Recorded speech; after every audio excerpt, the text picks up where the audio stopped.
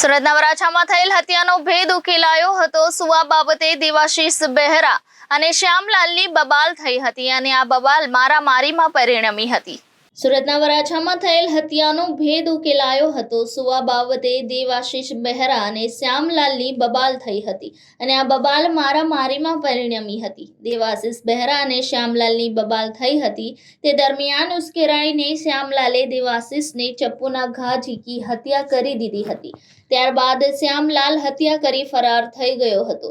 પોલીસે કિરણ ચોક પાસેથી હત્યારા શ્યામલાલની ધરપકડ કરી હત્યારા વિરુદ્ધ કાયદેસરની કાર્યવાહી હાથ ધરી હતી। સુરત શહેરના વરાછા પોલીસ સ્ટેશન વિસ્તારમાં તારીખ 23ના રોજ રાત્રિના 11:30ની આસપાસ એક હત્યાનો બનાવ બન્યો હતો। આ હત્યાના બનાવમાં હકીકત એ મુજબ છે કે ભોગ બનનાર તરીકે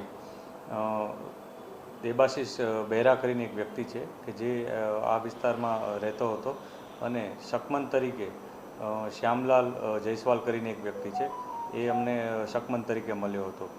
જેમાં પ્રાથમિક માહિતી એ મુજબ હતી કે આ બંને વચ્ચે ત્યાં સુવા બાબતે ફૂટપાથની બાજુમાં સુવા બાબતે ઝઘડો થયો હતો અને આ ઝઘડામાં જે આરોપી છે શ્યામલાલ જયસ્વાલ એણે ભોગ બનનાર દેવાશીષ બહેરાને ચપ્પુના ઘા મારી અને તેનું મૃત્યુ નિપજાવ્યું હતું।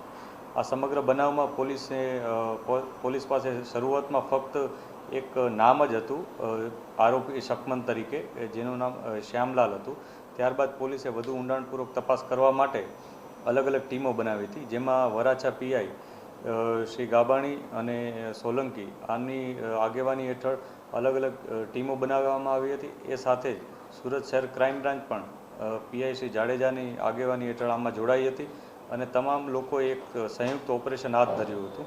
કેમ કે અમારા માટે સૌથી મોટું ચેલેન્જ આમાં વ્યક્તિની આખી ઓળખ પ્રસ્થાપિત કરવાની હતી। એની પાસે કોઈ મોબાઈલ ન હતો, કશું ન હતું, તેથી અમારા માટે સૌથી મોટી ચેલેન્જ આ જ પ્રકારની હતી। આ ચેલેન્જના ભાગરૂપે અમે જે ટીમો બનાવી હતી, આ ટીમોએ આશરે 175થી વધુ સીસીટીવી કેમેરા, 45થી વધુ અવાવરૂ જગ્યાઓ, 27થી વધુ ઝૂંપડપટ્ટી, 18થી વધુ બીજી પાર્કિંગ પ્લેસ, પછી ચા લારીના જગ્યાઓ જ્યાં ફ્રી ભોજન મળી રહે છે એવી 7 જગ્યાઓ વગેરે જગ્યાઓ ઉપર તપાસ કરી હતી અને આરોપીને શોધી કાઢવા માટે અથાગ પ્રયત્નો સતત ચાલુ હતા।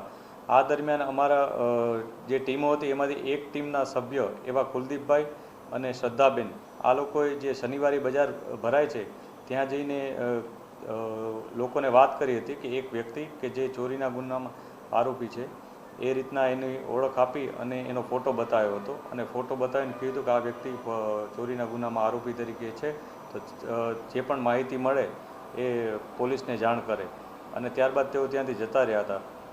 આ બાબતને લઈને થોડાક સમય પછી તરત જ ત્યાંના કોઈક વ્યક્તિએ પોલીસને માહિતી આપી હતી કે આ ચહેરાવાળો વ્યક્તિ અહીંયા જ છે અને અગાઉ પણ તે ત્યાં શનિવારી બજારમાં જે પાકીટ વેચવાનો ધંધો કરતો હતો તે મુજબ ત્યાં આવ્યો હતો। આ મુજબની હકીકત મળતા પોલીસ તત્કાલ ત્યાં પહોંચી હતી અને આઈડેન્ટિફાઈ કરી વ્યક્તિને અને એને પોતાની હિરાસતમાં લીધો હતો। આ હિરાસતમાં લીધા બાદ તેને પૂછપરછ કરતાં તેણે કબૂલાત કરી હતી કે આ બનાવમાં પોતે જ આરોપી છે અને સમગ્ર બનાવમાં પોતે સુવા બાબતે આસપાસમાં ઝઘડો થયો હતો અને આ ઝઘડાના ભાગરૂપે તેણે પોતા પાસે રહેલું ચપ્પુ ભોગ બનનારને મારી દીધું હતું અને ત્યાંથી તે ભાગી ગયો હતો। આ સમગ્ર બનાવમાં પોલીસે સતત મહેનત કરી અને આજ સવારે આ ડિટેક્શન કરેલ છે। આ સમગ્ર બનાવમાં અત્યારે જે માહિતી છે એ મુજબ જે આરોપી છે એનો કોઈ ગુનાહિત ઇતિહાસ સામે આવ્યો નથી, તેમ છતાં અમે તમામ વિગતો વેરીફાઈ કરી રહ્યા છીએ। Reporter Arvind Rathod, Janadesh news, Surat.